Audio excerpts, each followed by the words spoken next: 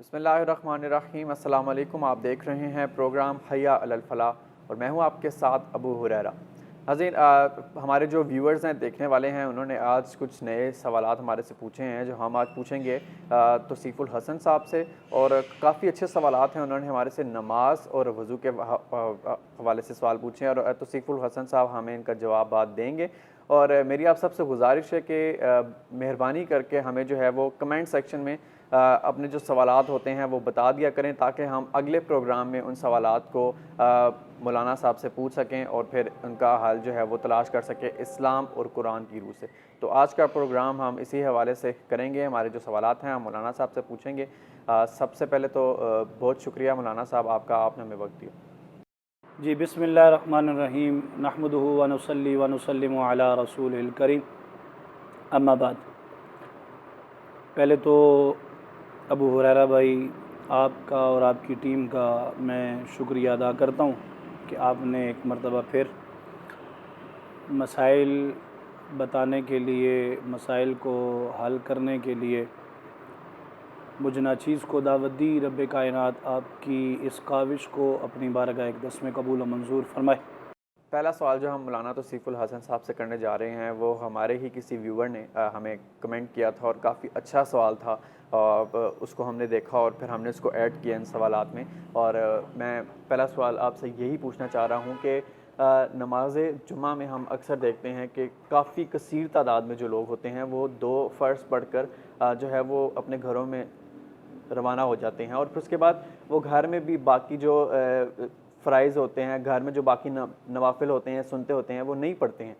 तो क्या उस हवाले से नमाज उनकी कबूल हो जाती है उन 2 फ़र्ज़ों के बाद, या फिर सारी नमाज पढ़ना लाजिम है? आपका जो पहला सवाल है कि नमाज जुम्मा अदा करने के बाद, 2 फ़र्ज़ अदा करने के बाद अहबाब की कसीर तादाद मस्जिदों से रवाना हो जाती है और बाज़ ऐसे अहबाब हैं जो बकिया नमाज अदा भी नहीं करते। मैं अज़राए तफ़न्नुन बात करूं तो वो जुम्मे के नमाज़ी होते हैं 8 दिन के बाद के, तो उनका मामूल यही होता है। लेकिन याद रखिए कि जुम्मा फ़र्ज़ है और इसकी फ़र्ज़ियत का इनकार करने वाला कुरान की नस का इनकार करने वाला है, यानी काफ़िर हो जाता है। इसलिए जुम्मे को जो अदा कर देता है, 2 रकत नमाज फ़र्ज़ जो जुम्मे के हैं उनको अदा कर देता है, उसे नमाज जुम्मा तो मिल जाएगी। और बकिया अगर वो नमाज नहीं अदा करेगा तो बकिया नमाज की वजह से वो गुनाहगार होगा, क्योंकि उसमें वो सुन्नत मुअक्कदा को छोड़ेगा, तो इस वजह से भी वो गुनाहगार होगा। और दूसरा, जो कुरान ने हुक्म दिया ना, वाक़ीमुस्सलाह, के नमाज कायम करो, तो नमाज कायम करने का हुक्म इसलिए दिया गया कि नमाज के ऊपर आपने कायम रहना है, नमाज पढ़नी है, नमाज को अपनी पढ़ने के बाद बचाना भी है, गुनाहों से भी बचना है, झूठ चुगली बहतान से भी। इसलिए अगर सिर्फ़ आप नमाज जुम्मा 2 फ़र्ज़ अदा कर के अपनी ज़िम्मेदारी से अपने आप को बरी ज़िम्मा समझेंगे तो ये एक खुशफ़हमी है। बहरहाल जुम्मा की फ़जीलत जो होती है वो बंदा 2 रकत से पा लेता है, लेकिन जो बकिया नमाज हैं, जो बाद बकिया रकात हैं जिनमें सुन्नतें भी हैं, नवाफिल भी हैं, उनको छोड़ेगा तो फिर उस वजह से गुनाहगार होगा। ऐसा नहीं करना चाहिए, बल्कि नमाज जुम्मा वाले दिन जुम्मा की पूरी नमाज अदा करके ही मस्जिद से जाना चाहिए। अगर हाँ किसी को जल्दी है तो उस सूरत में भी मैं मसला वाज़िया कर देता हूँ। तो उस सूरत में ये मसला है कि अगर किसी को जल्दी है तो वो जल्दी से मस्जिद से निकले और अपने घर में आके नमाज को अदा कर ले, तो इसमें कोई हरज नहीं है। लेकिन ये नहीं है कि मामूल के मुताबिक आप वो ज़िंदगी में ये बना ले कि जुम्मा पढ़ने के बाद फ़ौरन निकल आए और नमाज भी बल्कि घर में भी आके ना पढ़े, चौको चुराव में खड़े हो जाए, खेल कूद में लव काम में मुब्तला हो जाए, तो ऐसा नहीं करना चाहिए। रब कायनात हमें समझने की तौफीक खैर अता फरमाए। मेरा दूसरा सवाल मौलाना तौसीफ़ुल हसन साहब से ये है कि इस्तिखारा करना क्यों ज़रूरी है और उसका असल तरीक़ा क्या है? क्योंकि अक्सर लोग इस्तिखारा करते हैं और फिर उसका असल तरीक़ा मालूम हमें नहीं है, क्योंकि फिर आप अपने जो हमारे व्यूअर्स हैं वो जानना चाहते हैं कि इस्तिखारे का असल तरीक़ा क्या है और इस्तिखारा करना क्यों ज़रूरी है? जी, दूसरा सवाल आपका इस्तिखारे का है, बड़ा ज़बरदस्त सवाल है। इस्तिखारा कहते हैं कि खैर तलब करना, रब कायनात से किसी मामले में खैर तलब करना। कोई मामला ऐसा है कि जिसको आप रब से पूछना चाहते हैं कि बारिला ये मेरे हक़ में बेहतर है कि नहीं बेहतर है।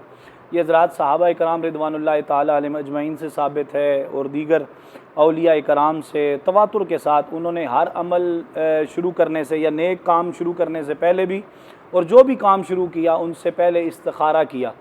लेकिन जो आज हमारे माशरे में इस्तिखारे का कंसेप्ट पेश किया जाता है उससे थोड़ा सा मैं इख्तलाफ करता हूँ। इस्तिखारा ये है कि इंसान अपने लिए खैर तलब करता है। आज हमारा ये है कि हम किसी को पैसे देते हैं, यार हमारे लिए इस्तिखारा कर दो, तो ये एक नया ट्रेंड हमने मुतारफ़ करा दिया है। लेकिन ऐसा नहीं करना चाहिए। जब अपने लिए आप खैर तलब कर रहे हैं तो आपको इशारात होंगे। आपका अगर रुझान मुतमईन हो जाए कि अच्छाई की तरफ जा रहा है, काम की तरफ दिल लग जाए, तो समझो इस्तिखारा ठीक है। अगर उससे ये दिल हट जाए तो समझो कि इस्तिखारा तुम्हारे लिए ठीक नहीं है, उससे बचना चाहिए। लेकिन इस्तिखारे की जो सूरत हाल हमने आजकल दौरे हाज़र में पैदा कर रखी है कि पैसे देकर दूसरों से इस्तिखारा करवाया जाता है, फिर दूसरों को मतलब कहा जाता है कि हमारे इन मामलात में इस्तिखारा करो। तो बाबा आप भी तो मुसलमान हैं ना, आप भी तो कर सकते हैं ना। इस इस्तिखारे की दुआएं हैं, पंसूरा में मिलती हैं, नेट से डाउनलोड कर लें। इस्तिखारा की दुआएं 2 रकत नफल इस्तिखारा पढ़ें, उसके बाद दुआ पढ़ें, सलाम फेरने के बाद दुआ पढ़ें, दुआ पढ़ के दुरूसी पढ़ते पढ़ते दाईं करवट पे सो जाएं तो आपको इशारा हो जाएगा। इशारे से मुराद है कि दिल का ईकान, दिल का मुतमईन होना, ये आपको इशारा कर देगा कि दिल का अगर आपका काम उस काम की तरफ मुतमईन हो रहा है, जा रहा है, तो समझे आपके लिए उसमें रहनुमाई है, बेहतरी है। हाँ, सूफिया कराम ने इसकी तरफ ये भी इशारा फरमाया, कुछ इशारात मिलते हैं। सूफिया ने बताए कि कुछ इशारात मिलते हैं कि रोशनी नज़र आए तो समझो अच्छा है, सब्ज़ नज़र आए तो अच्छा है, धुआं नज़र आए तो बुरा है, काली कोई चीज़ नज़र आए तो बुरा है, लाल कलर की चीज़ नज़र आए तो बुरा है। तो उस काम को नहीं करना चाहिए। बेहतर ये है कि आप अपने लिए इस्तिखारा ख़ुद किया करें। अल्लाह तबारक व तआला हमें दीन मतीन समझने की तौफीक खैर अता फरमाए। मेरा अगला सवाल मौलाना साहब से ये है कि अगर नमाज के दौरान किसी शख्स को नींद आ जाए या फिर भूख की हालत में, क्या वो नमाज़ पढ़ सकता है भूख की हालत में भी और नींद की हालत में?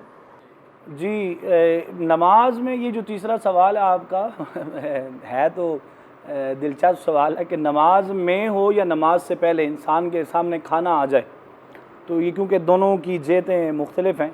एक तो है कि नमाज शुरू करने से पहले सामने खाना आ गया, खाना तैयार था, तो इस बारे में फ़ुक़हा कराम ने लिखा है और हदीस में भी ऐसे बहुत से मामलात मिलते हैं कि फिर आप पहले ताम करें, पहले आप खाना खाएं, फिर आप नमाज़ पढ़ें। क्यों?